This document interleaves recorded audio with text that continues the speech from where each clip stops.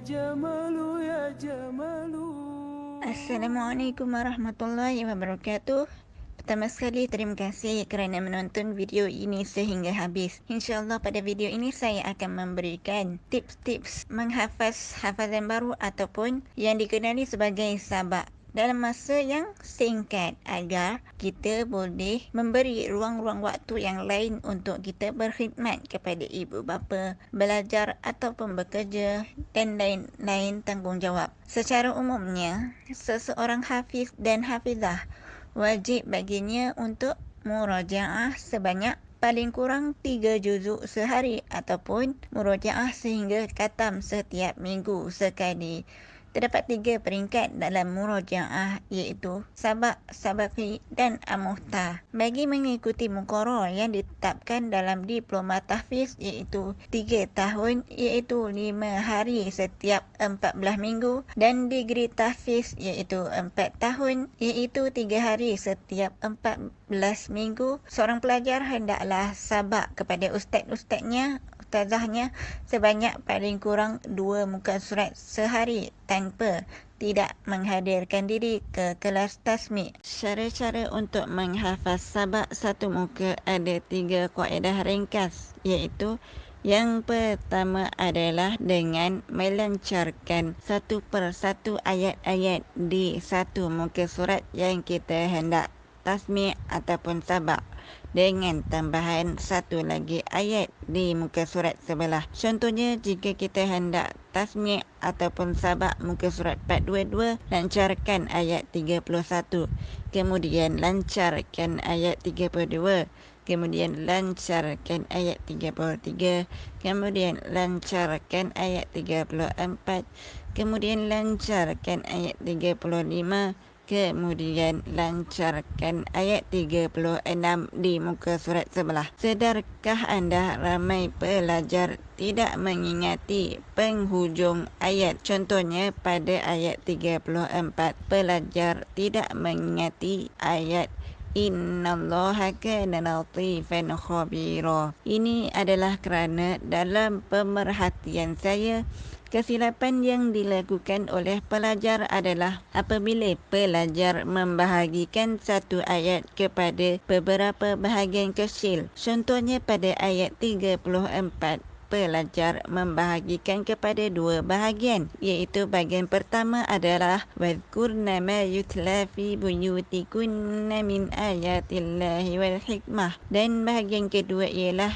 innallaha kana latifan khabira. Kemudian pelajar tersebut melancarkan dahulu bahagian pertama berkali-kali, kemudian pelajar tersebut melancarkan pula bahagian yang kedua berkali-kali. Ini adalah silap kerana pelajar mengkhususkan dalam satu bahagian sahaja dan tidak melancarkan satu ayat penuh. Sepatutnya pelajar mengulang-ulang satu ayat penuh dari awal sehingga akhir. Contohnya, wadhkurna ma yutla fi buyutikunna min ayatillahi wal hikmah innallaha kana latifan khabira. Wadhkurna ma yutla fi buyutikunna min ayatillahi wal hikmah innallaha kana latifan khabira.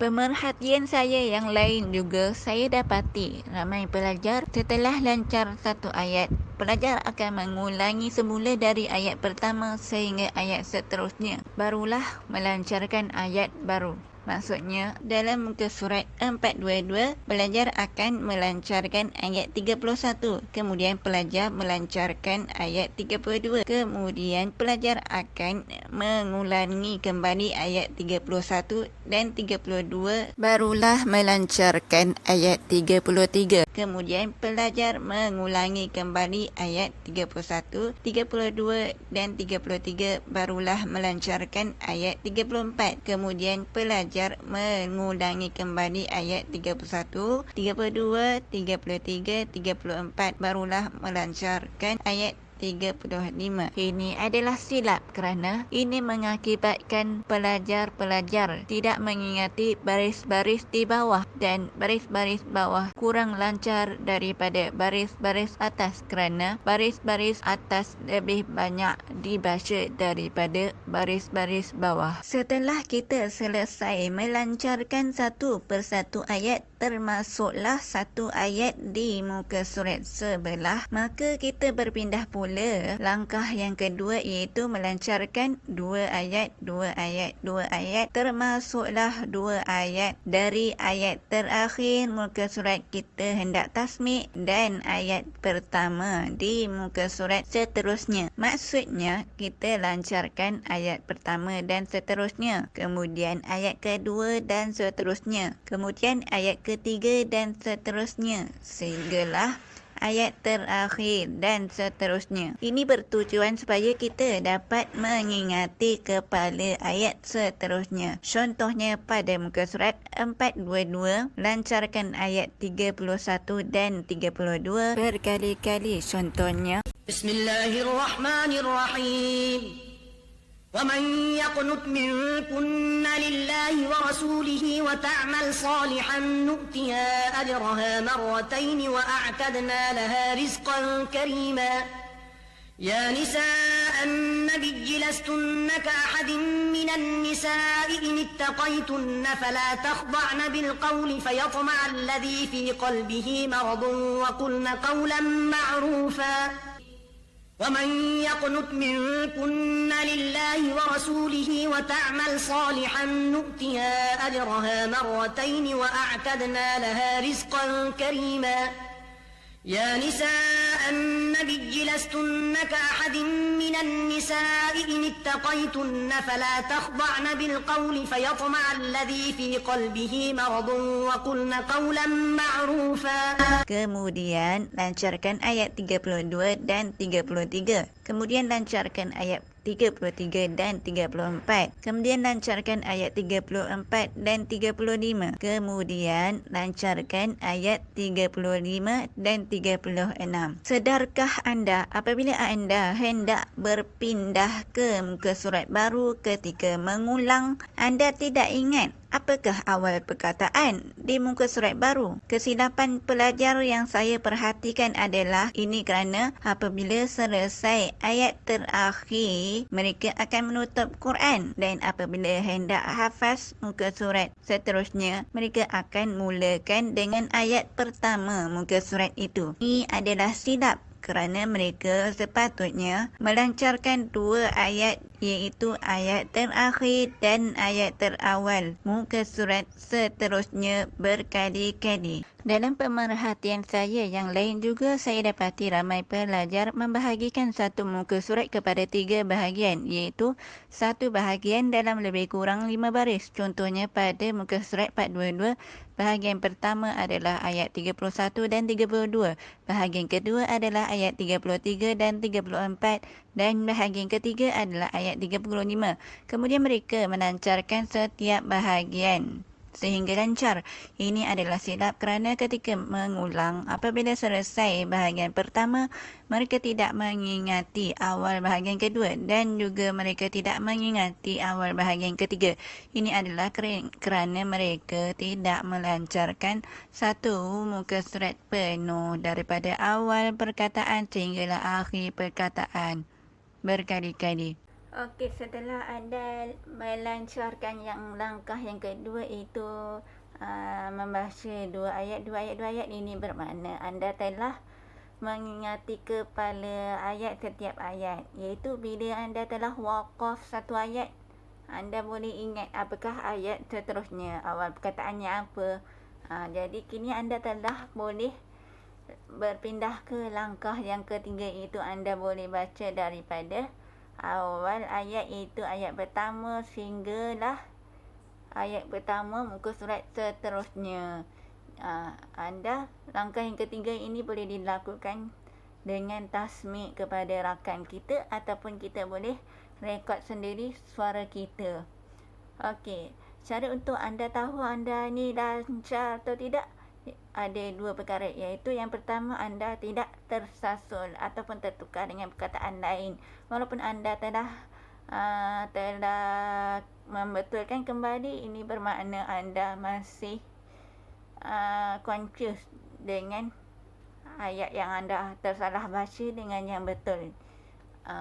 Dan yang kedua,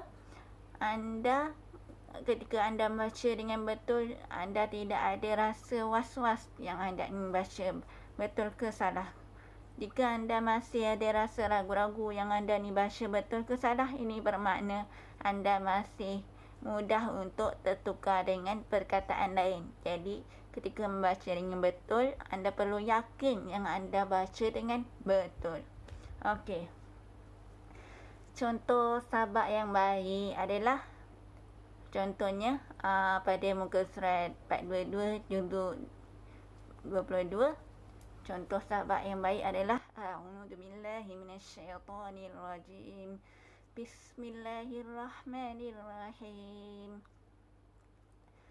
وَمَنْ يَقْنُتْ مِنْكُنَّ لِلَّهِ وَرَسُولِهِ وَتَعْمَلْ صَالِحًا نُؤْتِهَا أَجْرَهَا مَرَّتَيْنِ وَأَعْتَدْنَا لَهَا رِزْقًا كَرِيمًا يَا نِسَاءَ النَّبِيِّ لَسْتُنَّ كَأَحَدٍ مِنَ النِّسَاءِ إن اتقيتن فلا تخضعن بالقول فيطمع الذي في قلبه مرض وقلن قولا معروفا وقرن في بيوتكن ولا تبرجن تبرج الجاهلية الأولى وأقمنا الصلاة وآتينا الزكاة وأطعنا الله ورسوله إنما يريد الله ليذهب عنكم الرجس أهل البيت ويطهركم تطهيرا واذكرن ما يتلى في بيوتكن من آيات الله والحكمة إن الله كان لطيفا خبيرا إن المسلمين والمسلمات والمؤمنين والمؤمنات والقانتين والقانتات والصادقين والصادقات والصابرين والصابرات والخاشعين والخاشعات والمتصدقين والمتصدقات والصائمين